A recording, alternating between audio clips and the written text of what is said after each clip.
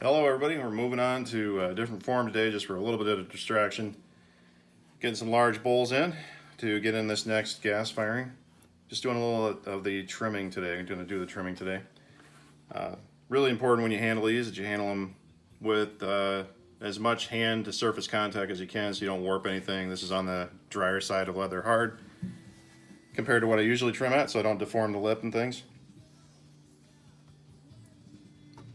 I'm using this thing called a Geffen grip, which helps me work more quickly. Those four little rubber feet there hold the bowl in a more of a triangular way. It's very stable. Of course, the downfall of this tool, in my opinion, is that it assumes that your pots are fairly centered and straight. If you want to do something a little more organic, you have to have a different centering technique, which we might show at a different time. Using one of these loop tools today to trim. And my first step is to get rid of the excess on the foot and start to make this part of the foot transition into the belly smoothly. I always leave a hefty amount of clay down here. It helps support the wall of the bowl while it's drying when it's really wet so it doesn't collapse. Also allows me to open the bowl up more further and more quickly so I can work more quickly. It might be a little bit wasteful because I'll have more clay to recycle, but I do have a mixer and it makes it work out okay for me.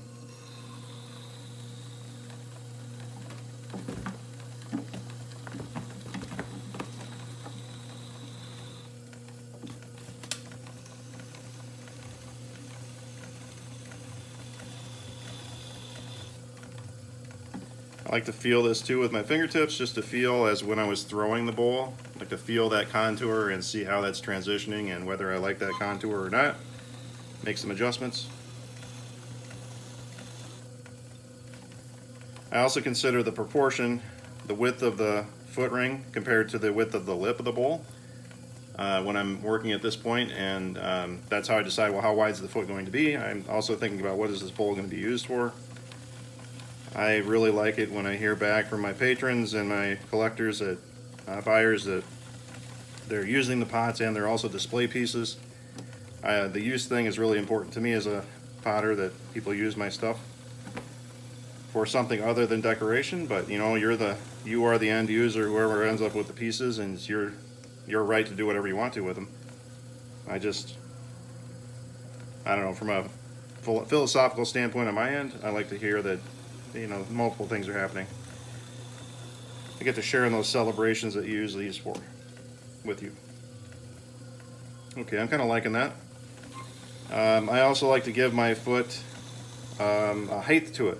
So you can see there's quite a significant raise here. A lot of people make that foot go, the wall of the bowl, called the belly, go right into the foot and not really have any separation there.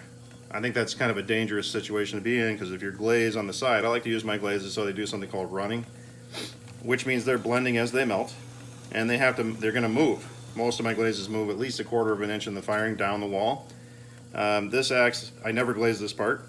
I let the reduction part of the fire in the gas kiln, the wood kiln, color this, so that it's bare clay, raw clay. I like that transition too of texture and tone compared to the colors that are on the side of the bowl. But going back to undergraduate school, I had this professor named Mike Weber. He's an amazing dude, great professor, great potter. He always referred to these as speed bumps, and from a teacher's standpoint, you don't want your students glazing all the way down to the bottom in case they did put a little too much on, then it sticks to the shelf, and pretty much what's left over is you have to tear the bowl off or pound it off of the kiln shelf, and something usually breaks. Typically part of the pot, but sometimes you can actually take out part of your kiln shelf, and you would like to avoid that. Okay, so as far as the angle goes, again, I consider on the inside what the belly looked like. I looked at that before I started trimming, what type of lip I have, and try to make these angles work together with the other ones.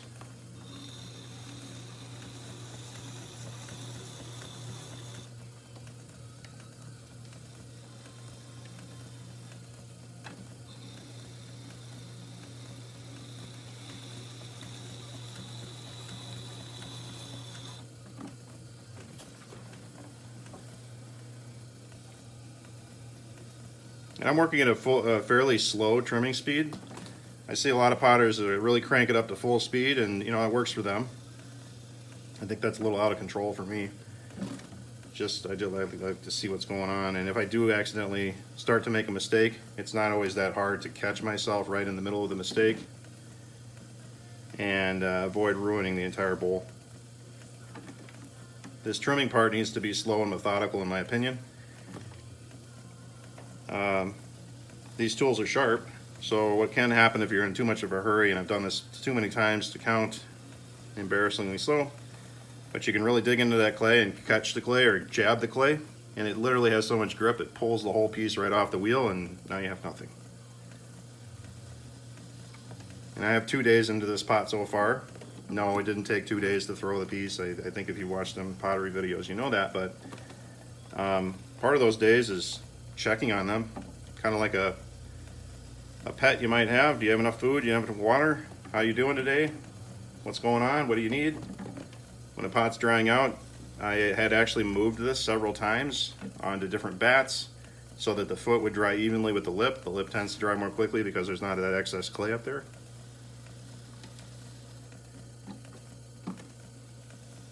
So you don't just get to throw it, walk away, and then come back to this part. Every potter, another thing from some of my professors that I had in my 2 different degrees, Mike Weber from my undergraduate at Eau Claire, and Jim Karitner, another amazing potter up there in Superior, Wisconsin, for my master's degree. They both talked about a foot of a pot, and many other potters have talked about this. It's you wouldn't have to sign your pieces. The way people do feet, it is a signature. So for those of you in the know, you knew that already, but if you didn't know that, often the first thing that a potter will do when they pick up another potter's work, or somebody that has had a lot of pottery or been around it, or even made it, they often turn the piece upside down and look at the foot. It tells you a lot about the piece and the person that you're buying it from.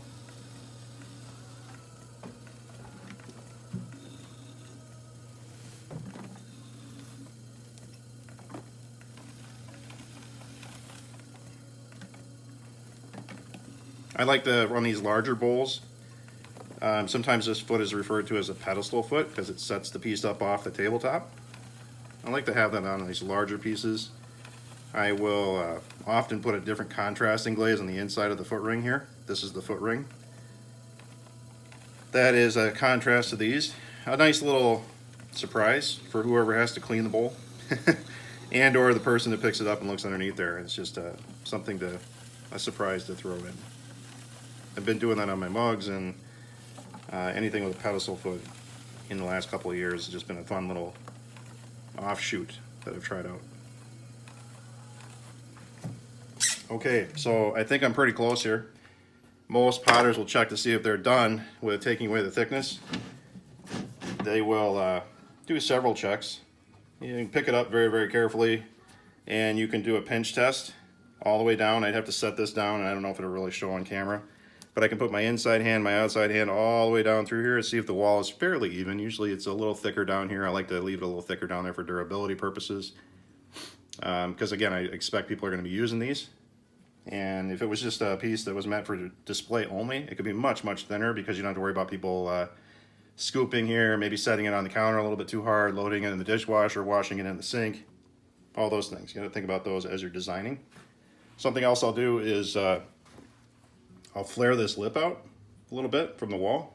I think you can see that. I feel like that makes it a little bit stronger, and you can see that lip is a little thicker than the side. I did that on purpose, again, hopefully so if this accidentally gets dinged just a little bit, it's a little more durable.